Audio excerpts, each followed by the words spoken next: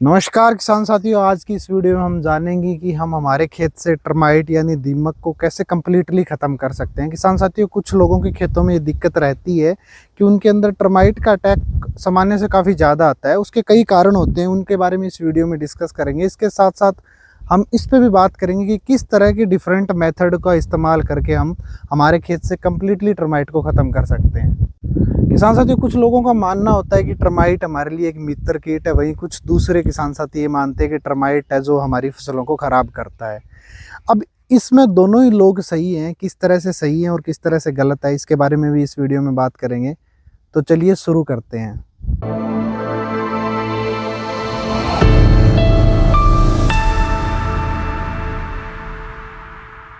तो अब किसान साथियों, बात कर लेते हैं कि टर्माइट मित्र कीट है या फिर ये हमारी फसलों का दुश्मन है। किसान साथियों, टर्माइट होता है वो हमेशा उसकी जो प्राइमरी प्रेफरेंस होती है वो होती है, जो पहली उसकी पसंद होती है वो ये होती है कि वो हमेशा सूखी लकड़ियों पे या गले सड़ी जो चीज़ें पड़ी रहती है, पत्ते वगैरह सूखे हुए, उनको खाना ज़्यादा पसंद करती है। उसमें उसको सेलुलोज खाना होता है। अब एक कंडीशन है कि जिसमें हमारे खेत के अंदर सूखी हुई लकड़ियाँ पड़ी है, पुरानी फसल के अवशेष पड़े हैं। इस कंडीशन में क्या है कि टर्माइट उन्हीं को खाती रहेगी और वो जो मेन फसल हमने लगा रखी है उस पर कोई दुष्प्रभाव नहीं डालेगी। लेकिन इसके साथ साथ एक कंडीशन और भी आ जाती है कई बार कि हमारी जो ज़मीन होती है उसमें ऑर्गेनिक मैटर की कमी हो जाती है, और ये खास करके रेतीली मिट्टी में ज़्यादा होती है। हम बार बार फसलें लगाते रहते हैं, उसके कारण ऑर्गेनिक मैटर की कमी आ जाती है। पुरानी फसल के अवशेष भी हम खेत में नहीं छोड़ते। अब उस कंडीशन में क्या होता है कि टर्माइट के पास कोई खाना नहीं बचता। जो उसकी पहली पसंद जो गला सड़ा चीज़ें, जो पत्ते, सूखे हुए पत्ते, लकड़ियाँ, वो ख़त्म ही हो जाती है। उस कंडीशन में क्या होता है कि टर्माइट हमारी जो फसल लगी है उस पे अटैक करना शुरू कर देती है। अब ऐसी कंडीशन में ये हमारे लिए बिल्कुल भी मित्र कीट की तरह काम नहीं करती और वो हमारी फसलों को बर्बाद करना शुरू कर देती है। और अब इस तरह की कंडीशन अगर किसी भी किसान साथी के खेत में आई हुई है तो वहाँ पे टर्माइट का कंट्रोल करना बहुत ज़्यादा ज़रूरी हो जाता है, क्योंकि वो मेन फसल को खा रही है और उससे पैदावार में कमी आना लाजमी है। तो किसान साथियों, आज की इस वीडियो में हम 7-8 तरीकों के बारे में बात करेंगे जिससे हम दीमक को बड़ी आसानी से कंट्रोल कर सकते हैं। जिसमें सबसे ज़्यादा प्रयोग करने वाला और सबसे कम इफ़ेक्टिव तरीका तो ये है कि आप कोई भी केमिकल इंसेक्टिसाइड लो और जहाँ पे भी खेत में आपको दीमक की कॉलोनी मिले उसके अंदर होल करके उसमें वो पानी में मिला के केमिकल इंसेक्टिसाइड डाल दो। तो इस तरीके में सबसे कम कंट्रोल होता है। ये तरीका सबसे ज़्यादा प्रयोग किया जाता है, लेकिन इसमें कंट्रोल सबसे कम है। अब अगर हम इफ़ेक्टिव केमिकल इंसेक्टिसाइड्स के बारे में बात करें तो इसमें सबसे ज़्यादा इफ़ेक्टिव जो होता है वो होता है क्लोरोपाइरोफस। इसके बाद में इसके लिए फिप्रोनिल भी यूज़ होता है, इमिडाक्लोप्रिड भी यूज़ होता है। आप इन 3-4 इंसेक्टिसाइड का प्रयोग करके और वो जो ड्रेंचिंग वाला मेथड है उसका इस्तेमाल करके खेत के अंदर कुछ हद तक टर्माइट को कंट्रोल कर सकते हैं। लेकिन जैसे कि मैंने आपको पहले ही बताया, ये एक परमानेंट सॉल्यूशन नहीं है, क्योंकि जो टर्माइट होती है वो एक सोशल इंसेक्ट है। इसका मतलब ये है कि वो कॉलोनी में रहता है, उसमें क्लासेस डिवाइडेड होती है। क्लासेस का मतलब अलग-अलग जातियाँ डिवाइडेड होती है। जैसे कि क्वीन होती है, एक किंग होता है। अब क्वीन का काम होता है अंडे देना, उसके बाद में सोल्जर्स होते हैं जो कि कॉलोनी के प्रोटेक्शन का काम करते हैं। प्रोटेक्शन वो हमेशा चींटियों से करते हैं कॉलोनी की। इसके अलावा वर्कर होते हैं जो फूड कलेक्शन का काम करते हैं, और यही हमारी फसल को सबसे ज़्यादा बर्बाद करते हैं। यानी जब तक हम खेत के अंदर जो अंडे देने वाली मशीन क्वीन है उसको ख़त्म नहीं कर देते, तब तक इसका एक परमानेंट सोल्यूशन नहीं होता। और जो इंसेक्टिसाइड वाला मेथड है, इसमें हम कभी भी क्वीन को नहीं मार सकते, क्योंकि क्वीन हमेशा ज़मीन के अंदर, काफ़ी अंदर सिचुएटेड रहती है, और उस कंडीशन के अंदर सिर्फ एक इंसेक्टिसाइड का इस्तेमाल करके हम इसको कंट्रोल नहीं कर सकते। इसके लिए हम कुछ पॉइजन बाइट्स का फॉर्मेशन करते हैं। पॉइजन बाइट उसी तरह की होती है जिस तरह से घर में चूहे पकड़ने के लिए हम जो चूहेदानी होती है उसके अंदर एक पॉइजन तो नहीं, एक फूड बाइट रखते हैं ताकि हम उसको कैप्चर कर लें। उसी तरह की पॉइजन बाइट यहाँ पे भी बनाई जाती है, और अलग अलग तरह के कॉम्बिनेशन में बनाई जाती है, और उसके अलग अलग इफ़ेक्ट्स भी हैं। तो किसान साथियों, अब हम दूसरे सबसे कम इफ़ेक्टिव मेथड के बारे में बात कर लेते हैं। इसमें एक बाइट फॉर्मेशन किया जाता है।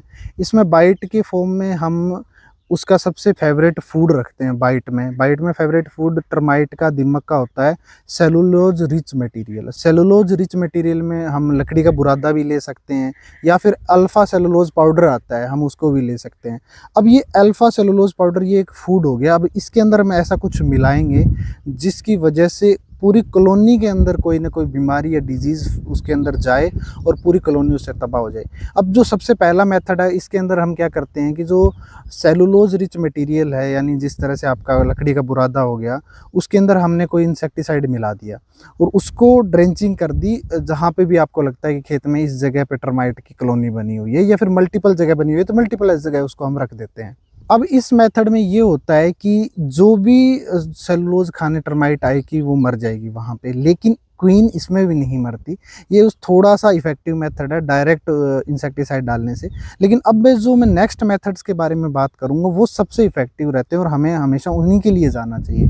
अब मैं अगले 2 मेथड्स के बारे में बात करूँगा जो कि काफ़ी इफ़ेक्टिव होते हैं। इन मेथड्स में क्या करते हैं हम लोग कि जो लकड़ी का बुरादा लिया है या फिर अल्फ़ा सेलुलोज़ का जो पाउडर लिया है, उसके अंदर हम इंसेक्ट ग्रोथ रेगुलेटर मिला देंगे या फिर हम एंटोमोपैथोजेनिक फंगस होती है मेटारिजियम एनिसियोपोलाई, वो भी डाल सकते हैं। अब इसमें कैसे करना है हम लोगों को कि सबसे पहले जो लकड़ी का बुरादा या फिर जो भी मटेरियल हमने ले रखा है, उसके अंदर हम कोई भी इंसेक्ट ग्रोथ रेगुलेटर डाल सकते हैं, जो कि यहाँ पे आपको स्क्रीन पे दिख रहे हैं। कौन सा भी कोई भी डाल लीजिए। अब ये क्या करते हैं, जैसे ये इंसेक्ट ग्रोथ रेगुलेटर टर्माइट के कॉन्टैक्ट में आते हैं, तो ये उसकी ग्रोथ को रोक देते हैं। धीरे-धीरे करके कॉलोनी की सारी जो टर्माइट है वो मर जाती है। एकदम इसमें कंट्रोल नहीं होता, 1-2 वीक का टाइम लगता है, लेकिन ये परमानेंट कंट्रोल होता है।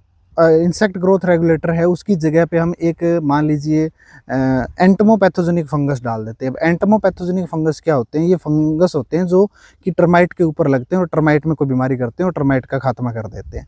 अब ऐसा ही सबसे प्रभावशाली जो एंटोमोपैथोजेनिक फंगस है वो है मेटारिजियम एनिसियोपोलाई। मेटारिजियम एनिसियोपोलाई के रिजल्ट्स बहुत अच्छे हैं। अगर ये मार्केट में आपको मिल भी जाता है, जो कि आपको स्क्रीन पे यहाँ पे दिख रहा है।